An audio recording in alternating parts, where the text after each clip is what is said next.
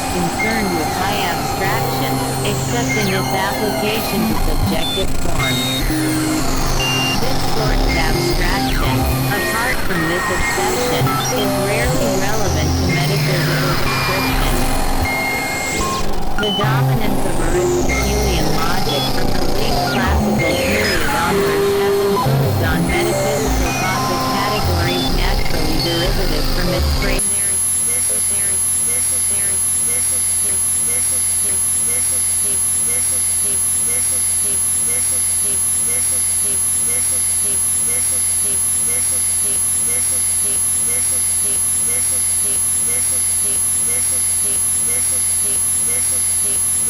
Statements criticize the Aristotelian notion of substance.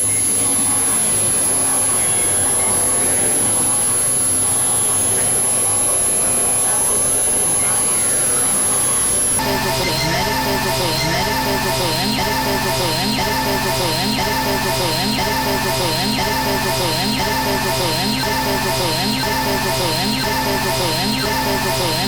upon the subject-predicate form of proposition. Chapter 3 Some Derivative Notions. Section 9. 46 The primordial creative fact is the unconditioned conceptual valuation of the entire eternality of eternal objects. This is the primordial nature of God. By reason of this complete valuation, the objectification of God in each derivate actual entity results in a graduation of the relevance of eternal objects to the concrescent phases of that derivative. There will be additional ground of relevance for select eternal objects by reason of their ingression into derivate actual entities belonging to the actual world of the concrescent occasion in question. But whether or no this be the case, there is always a definite relevance derived from God. Apart from God, eternal objects unrealized in the actual world would be relatively non-existent for the concrescence in question. For effective relevance requires agency of comparison, and agency belongs exclusively to actual occasions. This divine ordering is itself matter of fact, thereby conditioning creativity. Thus possibility which transcends realized temporal matter of fact has a real relevance to the creative advance. God is the primordial creature, but the description of his nature is not exhausted by this conceptual side of it. His consequent nature results from his physical prehensions of the derivative actual entities piece. Part 5. Creativity is another rendering of the Aristotelian matter, and of the modern neutral stuff. But it is divested of the notion of passive receptivity, either of form, or of external relation. It is the pure notion of the activity conditioned by the objective immortality of 47, the actual world, a world which is never the same twice, though always with the single element of divine ordering. Creativity is without a character of its own in exactly the same sense in which the Aristotelian matter is without a cause. After of its full own, it is that ultimate notion of the highest generality as the base of actuality. It cannot be characterized, because all characters are more special than itself. This creativity is always found under condition, and described as condition. The non-temporal act of all-inclusive unfettered valuation is at once a creature of creativity and a condition for creativity. It shares this double character with all creatures. By reason of its character as a creature, always in concrescence and never in the past, it receives a reaction from the world. This reaction is its consequent nature. It is here termed God, because the contemplation of our natures as 31. 32. The speculative scheme. Enjoying real feelings derived from the timeless source of all order, acquires the subjective form of refreshment and companionship which really tilted the young vain.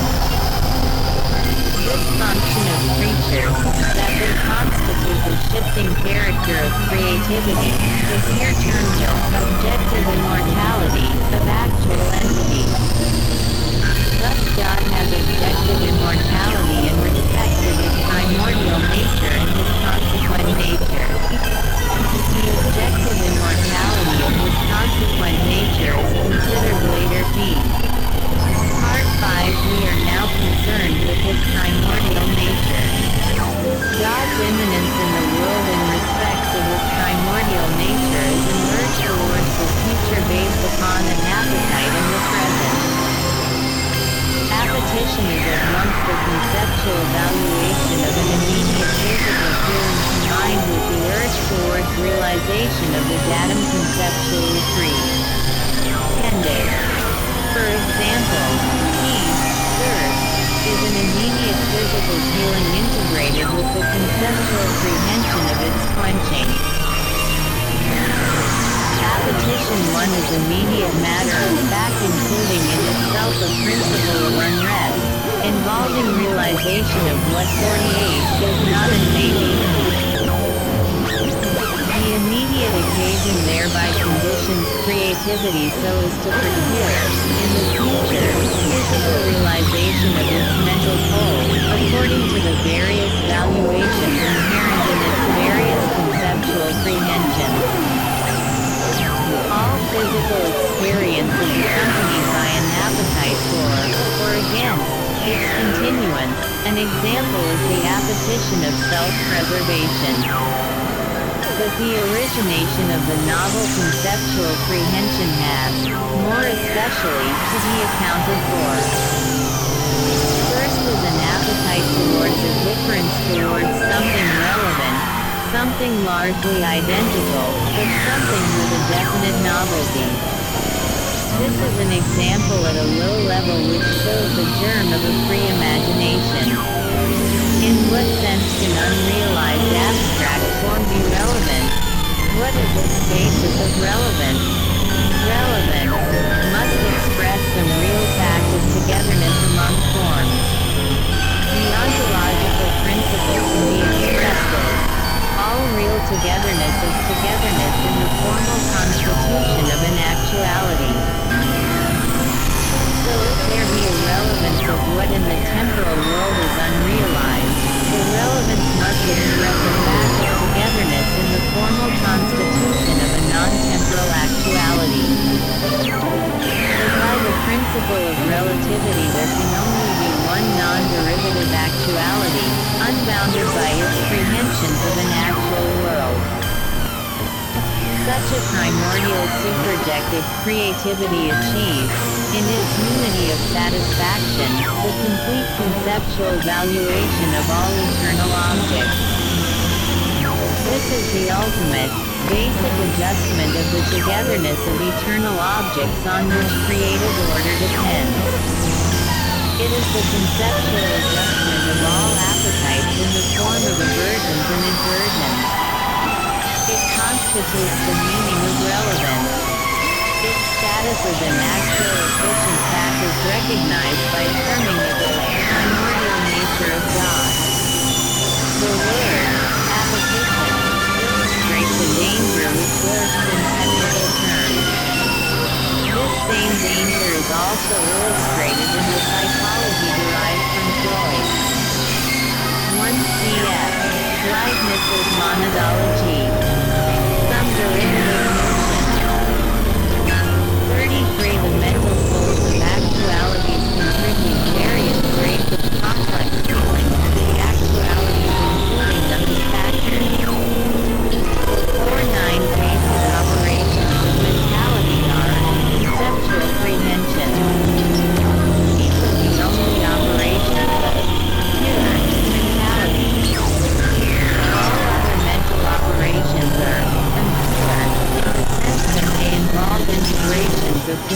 conceptual prehensions with the physical prehensions of the physical code.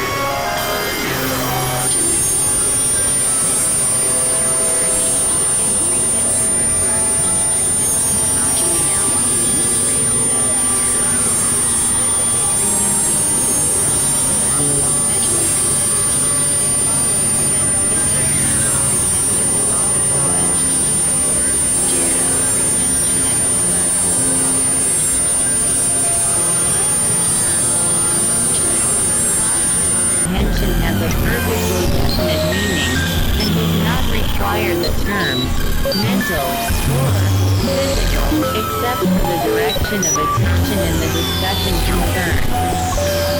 The technical term, conceptual prehension, is entirely neutral, devoid of all suggestiveness. Such terms present great difficulty in understanding, by reason of the fact that they suggest no particular exemplification.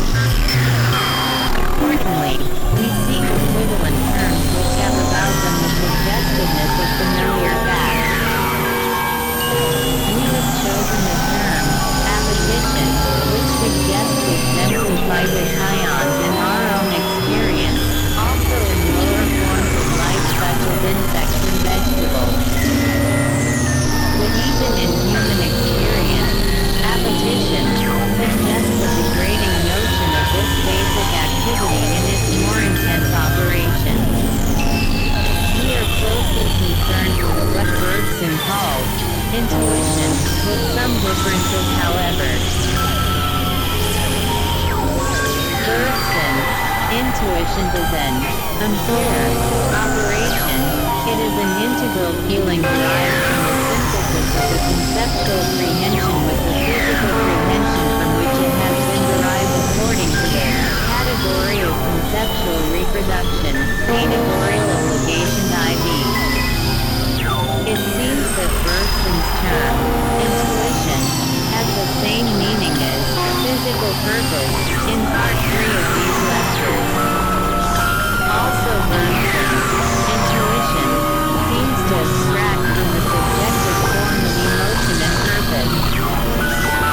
This subjective form is an essential element in the notion of conceptual prehension, as indeed in that of any prehension. It is an essential element in physical purpose, part 3.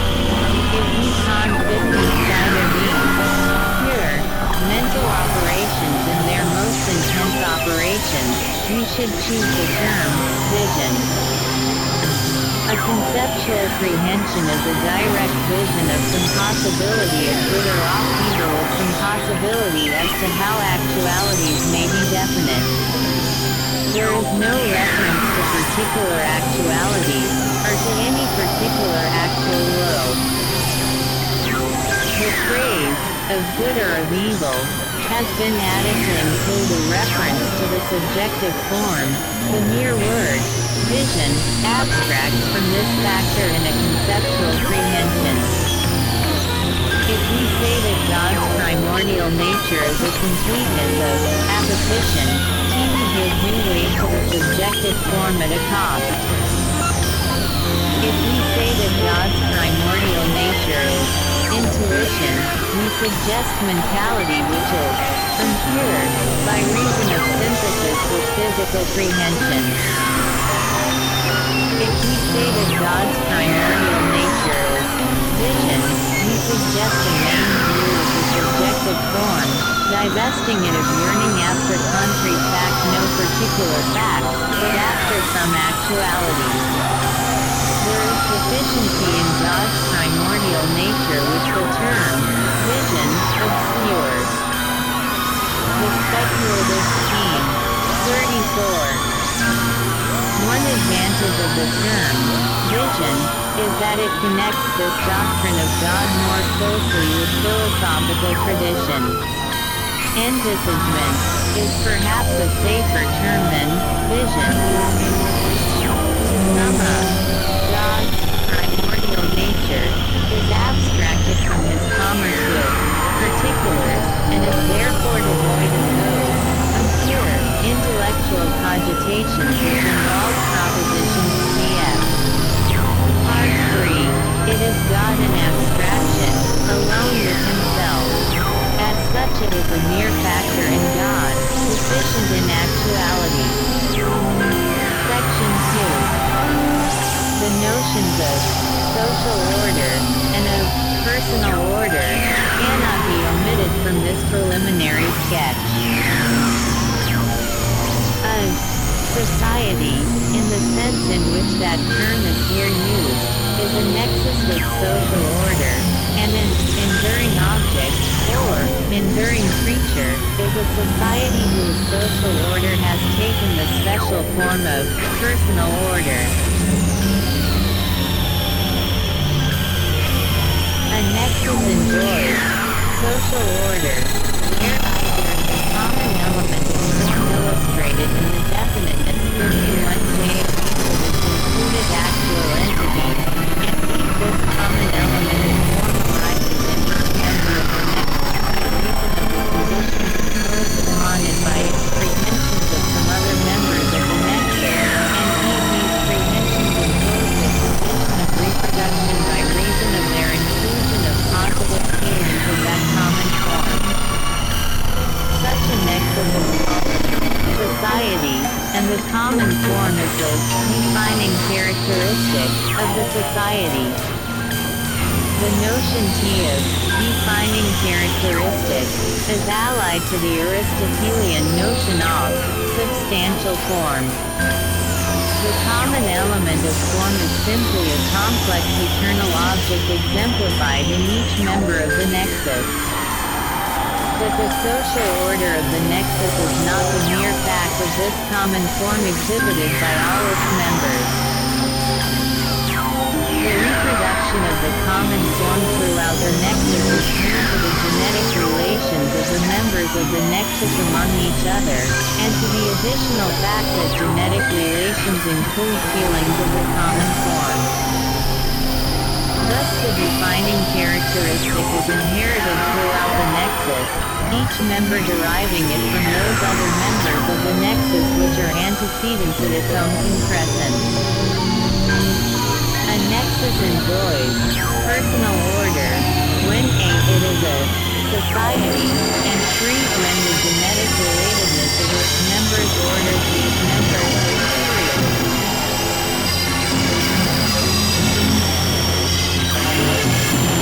By this, material ordering, arising from the genetic relatedness, it meant that any member of the nexus excluding the first and the last, if there be such constancy, say, cut, so that if this member inherits from all members on one side of the cut, and from no members on the other side of the cut, and B if A and B are two members of the nexus and B inherits from A, then the side of B's plus cut, inheriting from B, forms part of the side of A's cut, inheriting from A, and the side of A's cut from which it inherits forms part of the side of B's cut from which B inherits.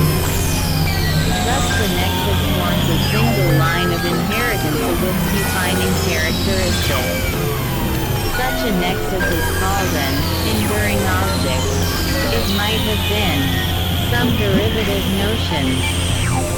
35 termed as person, in the legal sense 52 of that term. But unfortunately, person suggests the notion of consciousness, so that its use will lead to misunderstanding. The nexus sustains a character, and this is one of the meanings of the Latin word persona. But an enduring object, qua person, does more than sustain a character. For this sustenance arises out of the special genetic relations among the members of the nexus. An ordinary physical object, which has temporal endurance, is a society. In the ideally simple case, it has personal order and is an enduring object. A society may or may not be analyzable into many strands of enduring objects. This will be the case for most ordinary physical objects. These enduring objects and society, analyzable into strands of enduring objects, are the permanent entities which enjoy adventures of change throughout time and space.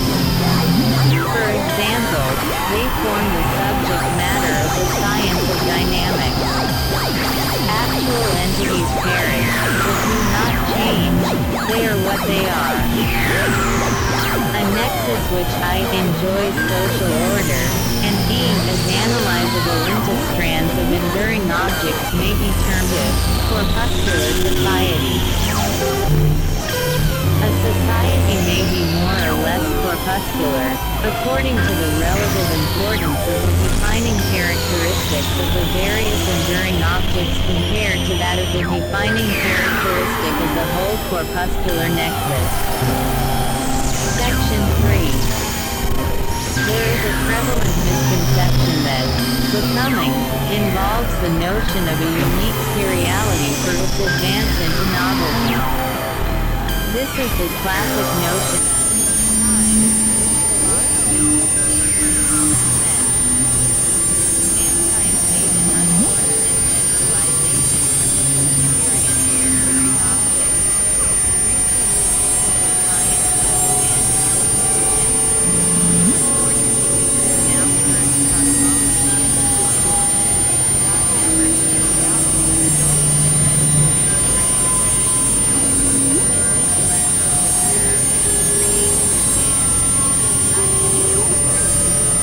Uniquely serial.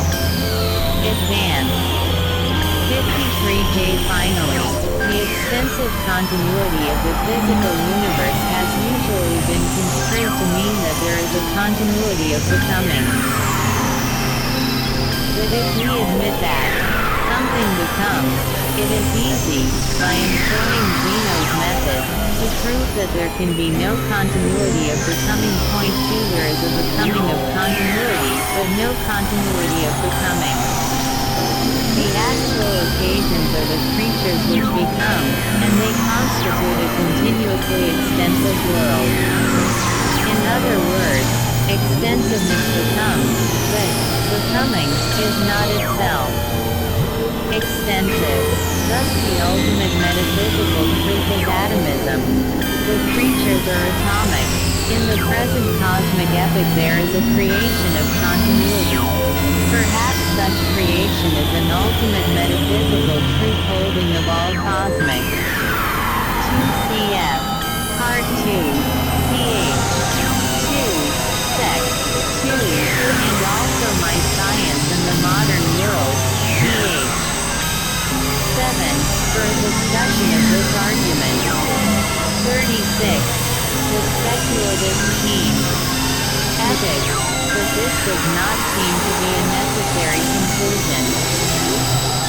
The more likely opinion is that extensive continuity is a special condition arising from the society of creatures which constitute our immediate epoch. But atomism does not exclude complexity than universal relativity. Each atom is a system of all things. The proper balance between atomism and continuity is of importance to physical science. For example, the doctrine, here explained, conciliates Newton's corpuscular theory of light with the wave theory. For both a corpuscle and an advancing element of wave front are merely a per-tilde-man form propagated from atomic creature to atomic creature. A core-tilde-puzzle is in fact an enduring object. The notion of an enduring object is, however, capable of more or less completeness of realization. Thus, in different stages of its career, a wave of light may be more or less corpuscular. A train of such waves at all stages of its career involves social order, but in the earlier stages the social order takes a more special form of loosely related strands of personal order. This dominant personal order gradually vanishes as the time advances.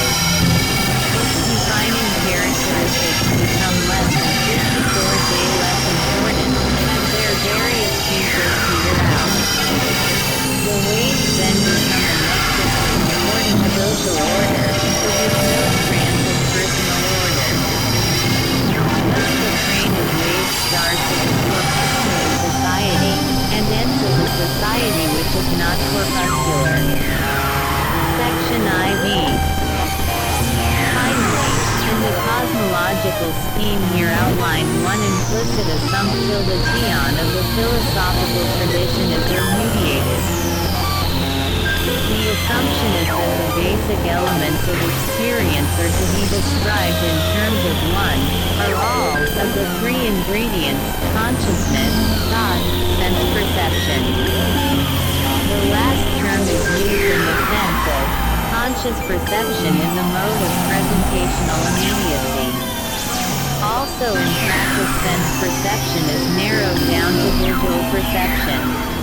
According to the philosophy of organism, these three components are unessential elements in experience, either physical or mental. Any instance of experience is dipolar, whether that instance be God or an actual occasion of the world. The origination of God is from the mental pole, the origination of an actual occasion is from the physical pole, but in either case these elements, consciousness, thought, sense perception, belong to the derivative, impure, phases of the concrescence, if in any effective sense they enter at all. This repudiation is the reason why, in relation to the topic under discussion, the status of presentational immediacy is a recurrent theme throughout the subsequent parts of these lectures. Part 2: Discussions and Applications. Chapter I: Fact and Form. Section I. 62 All human discourse which bases its claim to consideration on the truth of its statements must appeal to the facts. In none of its branches can philosophy claim immunity to this rule. But in the case of philosophy the difficulty arises that the record of the facts is in part dispersed vaguely through the various linguistic expressions of civilized language and of literature, and is in part expressed more precisely under the influence of schemes of thought prevalent in the traditions of science and philosophy. In this second part of these lectures, the theme of 63 thought, which is the basis of the philosophy of organism, is confronted with various interpretations of the facts widely accepted in that European tradition, literary, philosophic, and scientific. So far as concerns philosophy, only a selected group can be explicitly mentioned. There is no point in endeavoring to force the interpretations of divergent philosophers into a vague agreement. What is important is that the scheme of interpretation here adopted can claim for each of its main positions the express authority of one, or the other, of some supreme master of thought: Plato, Aristotle, Descartes, Locke, Hume, Kant. But ultimately nothing rests on authority. The final court of appeal is intrinsic reasonableness. The safest general characterization of the European philosophical tradition is that it consists of a series of footnotes to Plato. I do not mean the systematic scheme of thought which scholars have doubtfully extracted from his writings. I allude to the wealth of general ideas scattered through them. His personal endowment, his wide opportunities for experience of a great period of civilization, his inheritance of an intellectual tradition not yet stiffened by excessive systematization, have made his writings an inexhaustible mine of suggestions. Thus, in one sense, by stating my belief that the train of thought in these lectures is Platonic, I am doing no more than expressing the hope that it